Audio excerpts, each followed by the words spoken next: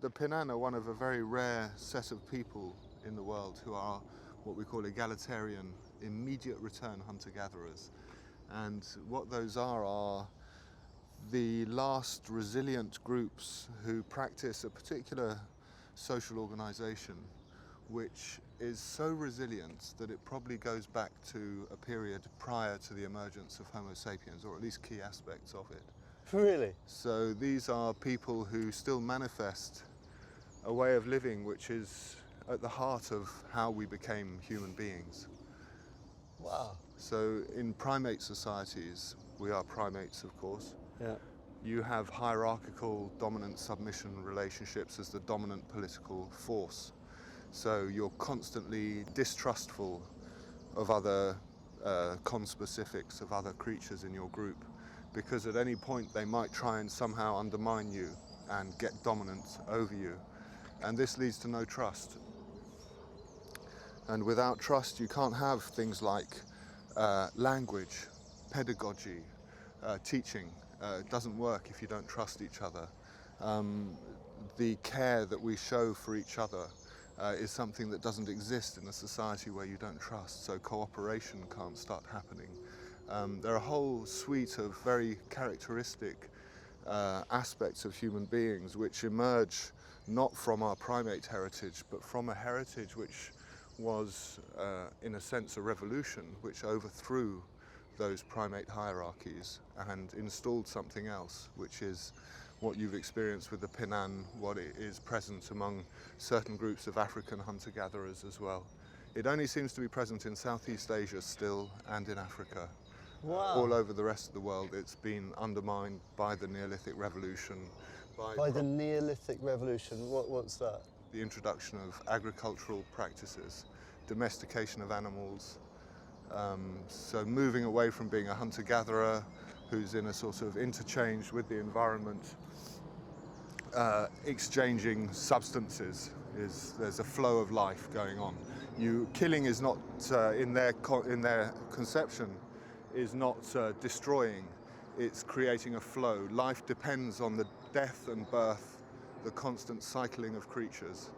And so hunting is an aspect of cycling between life forms. And if life is to exist, it has to keep moving, it has to keep flowing, it has to keep going. Wow. And so they have a whole bunch of things like sharing. They don't have a concept of material property in the way that we do, of property. So all that exists in nature has been created for nature to enjoy. And there's no question that a duck or a goose or a human being has any more right to that nature. All creatures have equal rights to nature. And so the idea of property, from their point of view, is an ideology which some human beings have created but is not legitimate. It is unacceptable. It is, in a sense, a sort of sacrilege to what has been created for all creatures to share. And indeed, the accumulation of property is seen as a waste, and it's not conducive to the group. That is to be shared and demand shared as well. It's only what you really know. That is your intellectual property. That is yours. Okay. But everything else is everybody's, and you can ask each other for it. So with the Pinan, for example, where I've just been, the notion that they are sharing everything, which is so telling with them, which seemed so different to everywhere else I've been. You're saying it really is. It's like there's fundamental differences between that type of group and all the other groups. All the other, yeah. So what we often mistakenly think of as social evolution, the idea that somehow the technologically sophisticated, materially developed societies are somehow more evolved than these hunter-gatherers, is in fact a myth. It's wrong. We are regressing, if anything, because we're returning into these dominating hierarchical relationships with each other, and that's leading to the installation of fear and mistrust as the dominant modes of human interaction. You can see it in airports across the world now, the way those small children are suspected of carrying bombs and put through scanners and tested, even though they're very innocent of this whole fear culture that we've now created. and it's very worrying because fear leads to violence.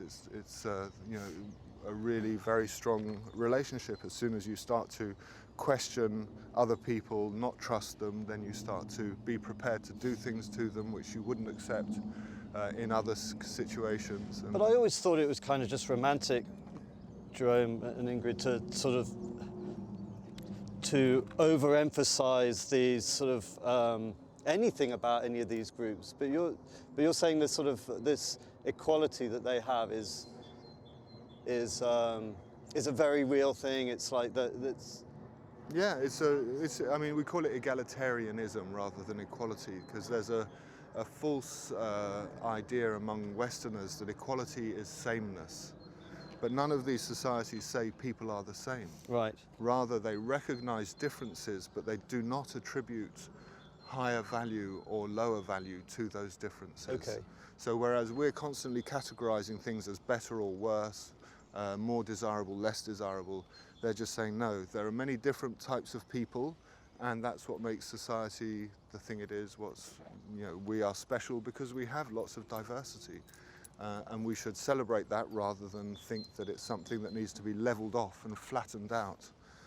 And so it's a different sort. So it's an egalitarianism which respects and celebrates difference, but doesn't attribute different values to those differences. So